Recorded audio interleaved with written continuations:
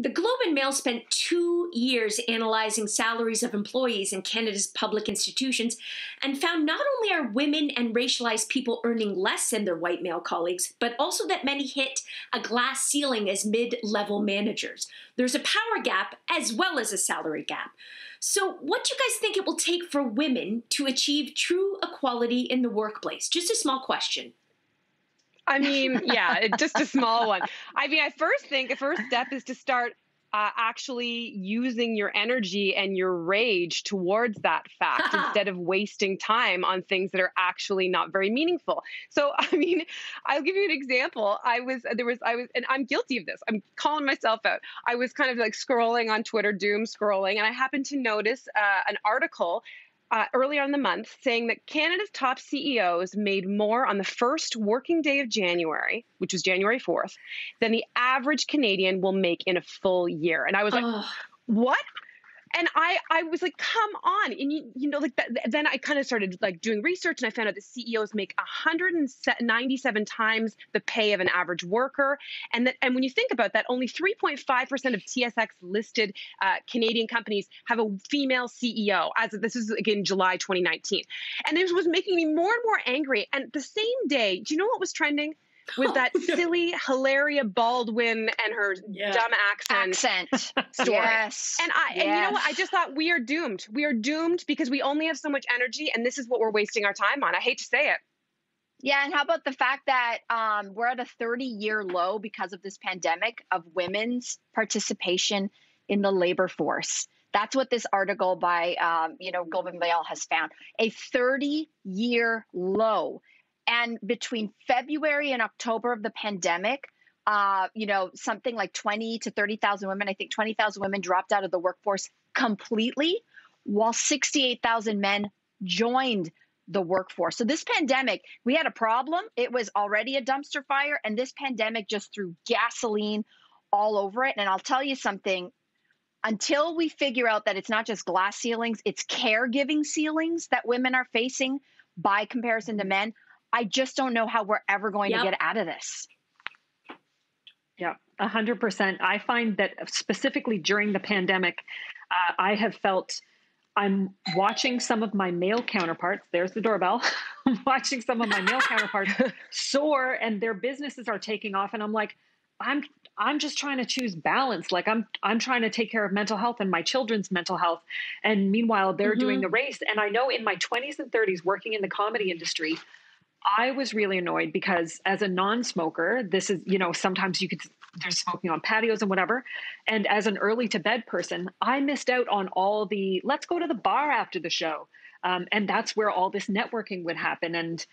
And I feel like it's set up in a way that there's certain social circles that if you're part of that, if you're invited to the golf, if you're invited to the bars, if you want to say bye kids and go off and do that, but that's not a choice I wanted to make. So I felt like I had to work twice as hard and twice as smart, not in the bars or on the golf club, and just try and get into the room that way. Yeah. But it's not fair.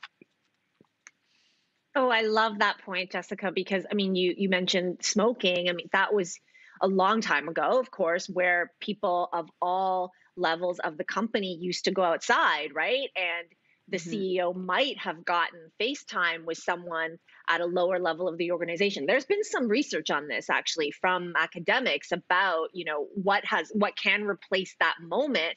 But that old boys club of institutionalized networking where it happens on the golf course, it happens at the cottage. Here in Ontario, there is like a cottage area, a lot of wealthy people, a lot of people who have big titles at companies. They own cottages. They go up there in the summer. Their kids go to camp together. And that community, how do racialized people and women break through in those environments? Just like you said, Jessica, you were going home after work to look after your kids, or because maybe you just didn't feel like hanging out with people at the bar. But I don't. That networking situation, that old boys club thing. Yeah. I mean, what happens there?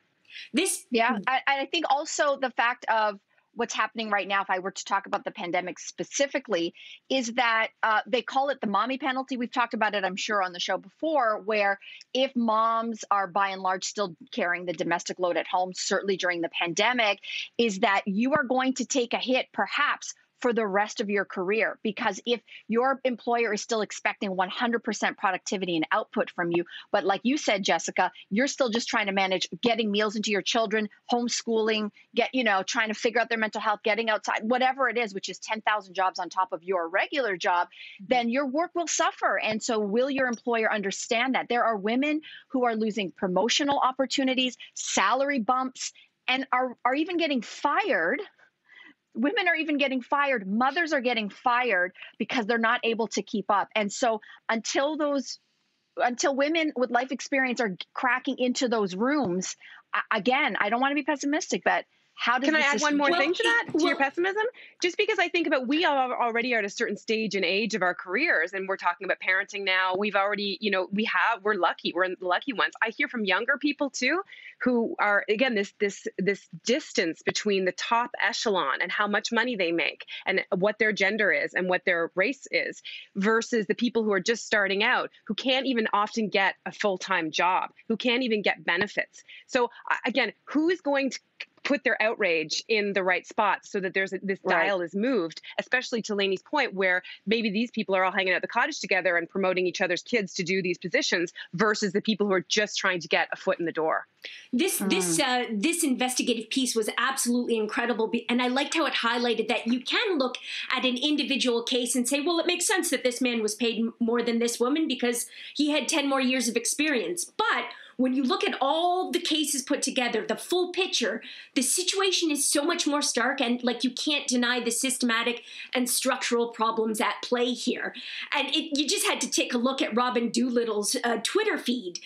She's one of the co-authors of this investigation, and you just saw men chiming in and telling her, nope, you're wrong, nope. And then she also had some great responses from men who understood that there was mansplaining. Exactly, but she also had some great responses from men who understood that there's a problem and noted that when they are more supportive and stray from traditional masculine stereotypes at work, they can be penalized for that as well. Male leaders who ask for help are viewed as less competent within their organization, and nice men are thought to be less suitable for management jobs, which was only more depressing because you can't win.